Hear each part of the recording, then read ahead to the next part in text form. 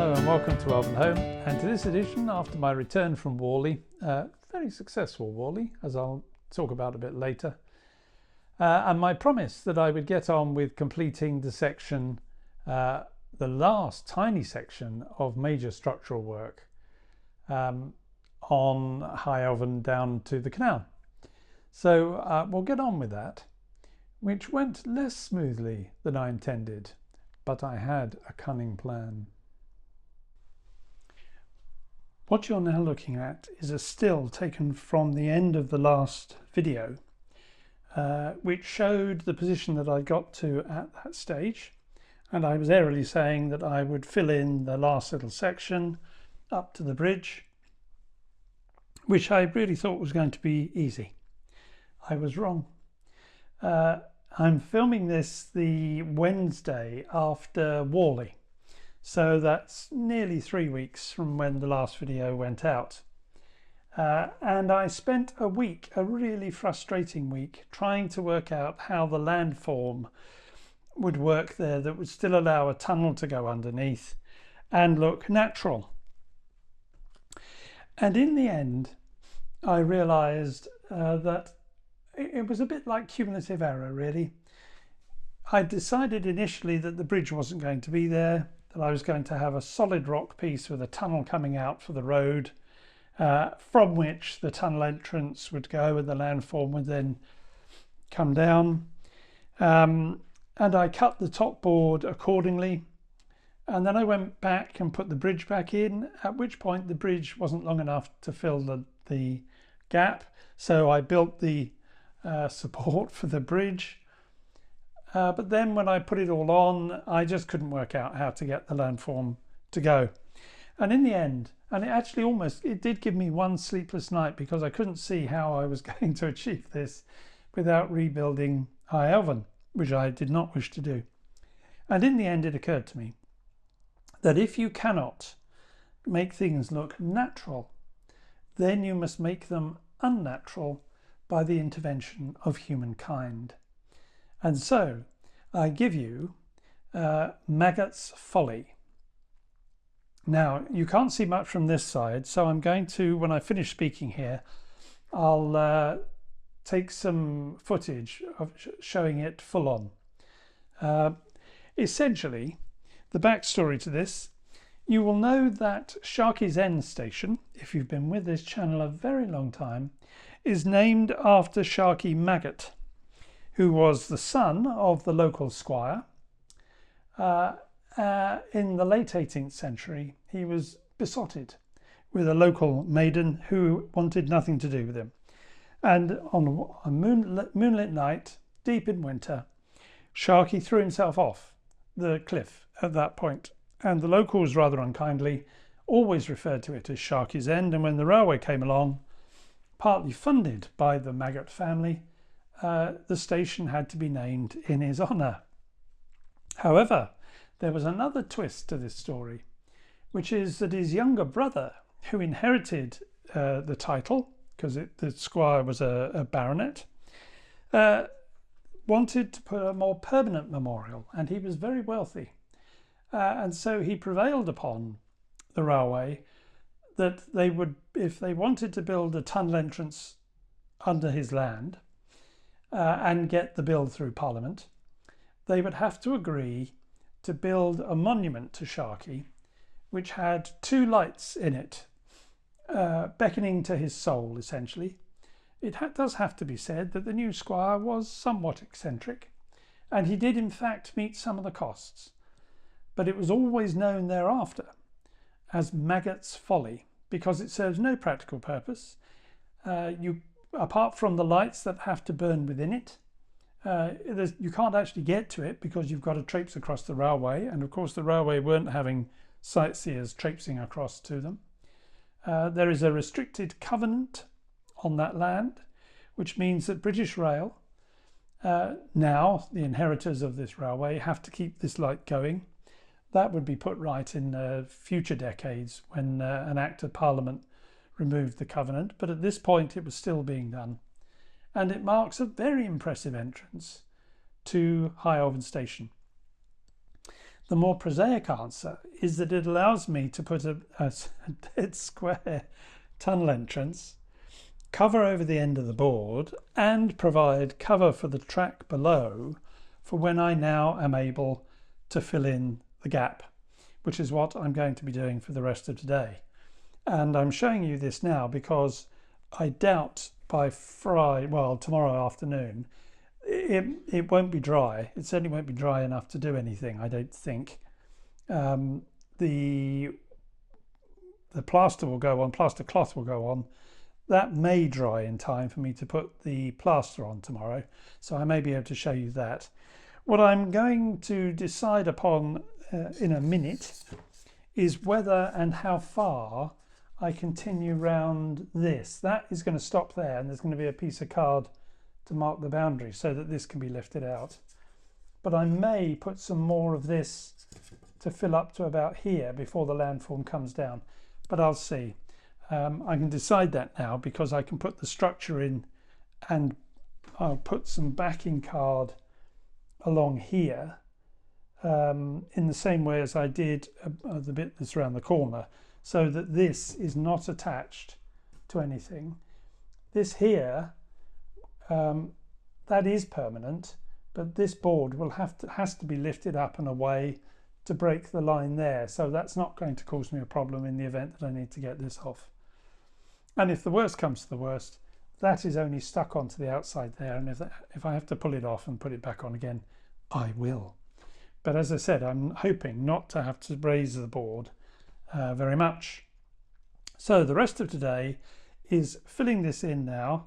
I was going to try and show you this on the desk, but yesterday I put it into place, and I had really tested it a lot to make sure there was clearance, but I tested it in its bare board state. This was a mistake, because of the tunnel entrance at this end, once the card went on and the coins to provide the entrance, the first locomotive that trolleyed up to it biffed it and stopped dead. So some fettling has been done to that side of the tunnel entrance. It's been positioned here now, and I've run the running session, which you'll see at the end of the video. Oh well, you might see it after this because it'll be in this state before I do the extra work. And everything has run through. I also, Ian, you'll be very pleased, I have done extensive testing of every long locomotive that I have, and every locomotive I have that seems to have a long projection at the front of it, however big or small it may be. And I'm pleased to say that the 9F, the 8F, the Britannia, the A1, I'm not worried about an A4 because that doesn't stick out much. The LMS 4MT tank engine have all gone through it quite happily, as obviously I'll have the locomotives that you've seen or will see running in the running session. The trains going clockwise around the railway are less of a problem. There was a problem initially, but I simply cut back the inner wall, and there's no problem now. There's nothing will clip that. So this was quite a long piece, but I hope you will now see that we really are quite close to being finished in getting the structural stuff done. The only other thing that I have done in anticipation is cut back the roadway. This went much longer and curled round, but I don't think it needs to. I think it can come down, it needs to be like that, because it's a roadway, not a railway, and cars are actually much better at climbing up and down steep hills than trains are. So with that, I'll let you see the running session that I've just completed doing. And in the meantime, I shall get on in filling in this section.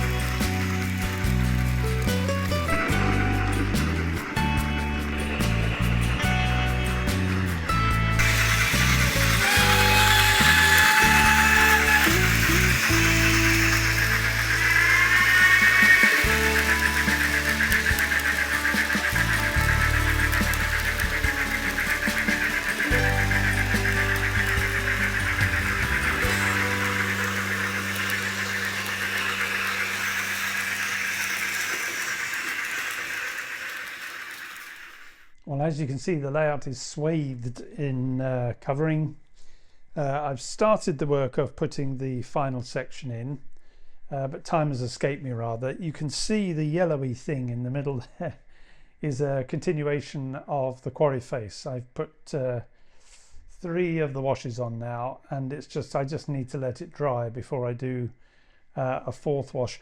One thing I think I didn't say last time round, which I discovered when you're putting washes onto this foam, is that, not surprisingly, it absorbs the wash really quite quickly. So you probably need to use more than if you were just washing onto hard plaster. The bridge is now permanently in position. The track has been reconnected to the set of points just the other side of Sharky's End, and a train has run over it and down a little way down the incline. So that's all working, and High Elven is now reconnected to the network, and that won't be moving. You can't quite see here, but under the bridge I've put a hillside that runs down, and that's had the bandage put on it, and let that dry now before I put the plaster. And the roadway has been stuck into position down to the canal basin, and the plaster put on there. But there's a reason why we're here and not close up there. But time has got away from me from completing it. But by the time you come back in a fortnight's time, it will be completed. And I hope I might have actually started some of the scenic work around it as well. However, you may have heard in the background, I said that when I went to Warley, the one thing that I was definitely going to buy was one of the I thought it was LMS maroon, but it's actually British lined maroon Ivet 2MTs. And you may have heard it in the background making its presence felt, and here it sits. And you would have seen it earlier in the running session.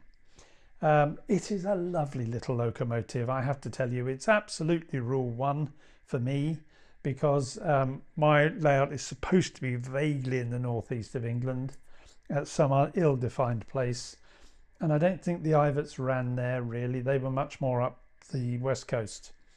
But my goodness me, I was never sure I wanted a little Ivet, but goodness, what a lovely little engine. It runs beautifully. The sound on it is really quite strong, as I hope you heard just a minute ago. And it has the most divine whistle, which really, particularly I have to tell you, as it comes out of the tunnel, or while it's in there, you see it's not running, so it's only short. The whistle changes its length depending whether the locomotive is moving. There are 3 other whistle sounds, but they're much higher up in number, and a bit of a fiddle on the gauge master Prodigy.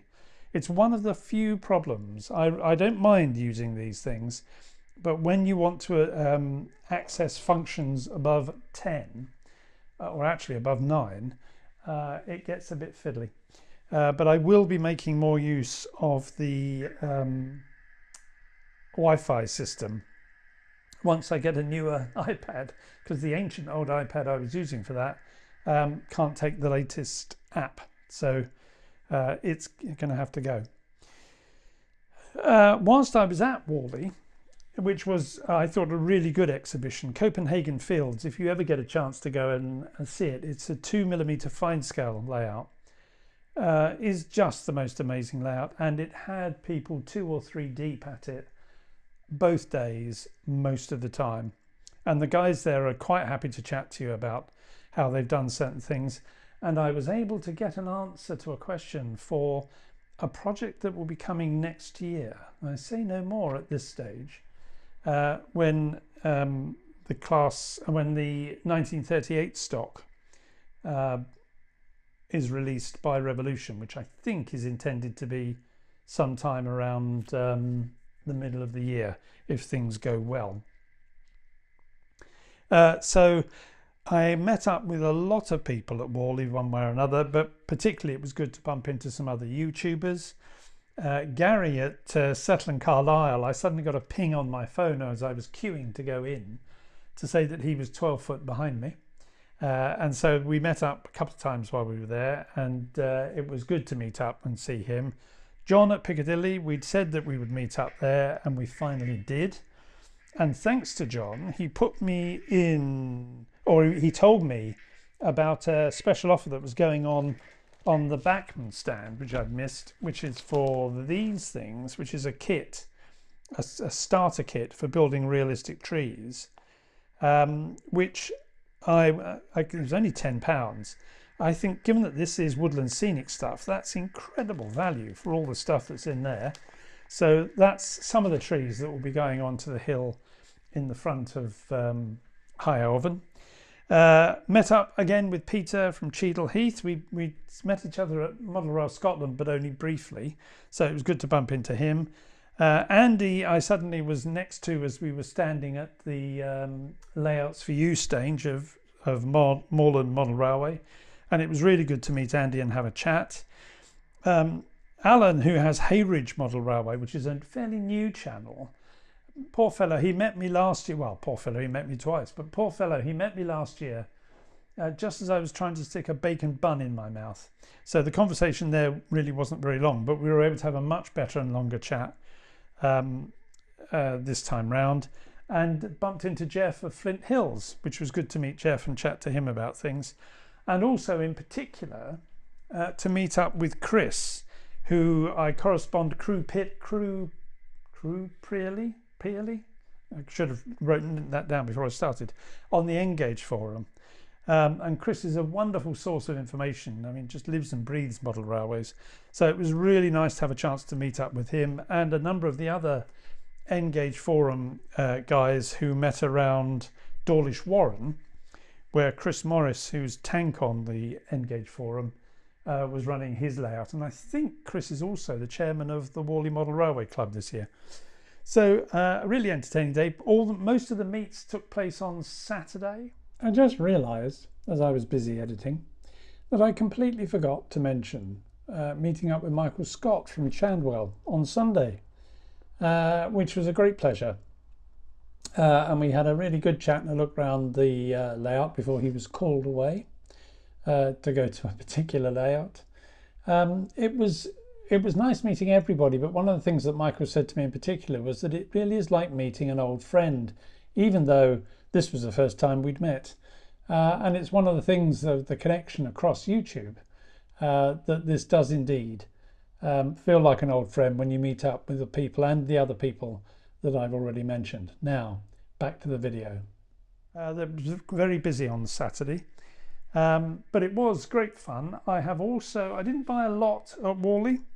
Sometimes you come away with lots of stuff. I didn't need a lot, interestingly, of course, because having got to where I am on the layout, there's very specific things, and I wasn't having to go and buy lots of scenic stuff. But I did see some absolutely beautiful trees, which I'm going to be putting onto the at the front at High Elven. Let's see if I can get them into focus. Let's see if I can take it out of the box. That's an interesting thing. I haven't taken any of these out of the box yet. So these are from a company called Primo, he said, not being able to open the box. These ain't going on the layout anytime soon. I can see that. That's better. It's actually stuck into the base, so I won't rip it out. Now these are pine trees, and there's two types, a younger one and an older one, which I'm going to be putting on the very front on the hill, because I really wanted some high quality trees at the front there, and then with the kit I can bulk that out, and with other bits and pieces. I've got some sea foam, might have a go at trying to get some silver birches, because I couldn't buy any of those, and I think the sea foam might work better for a silver birch. So I'll be doing that over the next few months to give a really nice tree covering on the hill as it comes down from High Elven. So that really concludes this episode, because I've got to get back to sticking plaster bandage on things and painting up things. If you've liked the video, please do give it a thumbs up. That's all very helpful for getting it seen by others. And if you haven't subscribed, well, please do. It's free. And it'd be great to have you along as I complete the scenic work now around that limb, including getting on with the canal. If you have any comments, well, please do let me have your comments. I really enjoy getting the comments. I say that every time, and it's true. So much of this layout would not exist were it not for the comments of people, or ways that I've done things have been greatly improved by the comments from people saying, think about this, think about that. But the next time we'll meet will be in a couple of weeks' time. And so until we meet in a couple of weeks' time, that's bye-bye from me. Bye-bye.